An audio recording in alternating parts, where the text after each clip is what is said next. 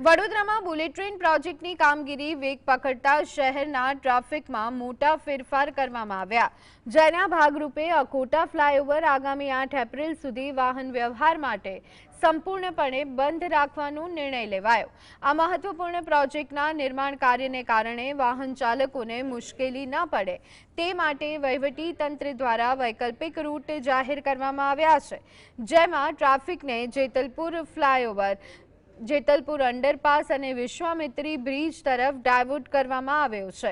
શહેરના મુખ્ય માર્ગો પર ટ્રાફિક જામની સ્થિતિ નિવારવા અને લોકોનો સમય બચાવવા માટે પ્રશાસને નાગરિકોને આ ડાયવર્ઝનનો ઉપયોગ કરવા અને સહકાર આપવા અપીલ કરી છે।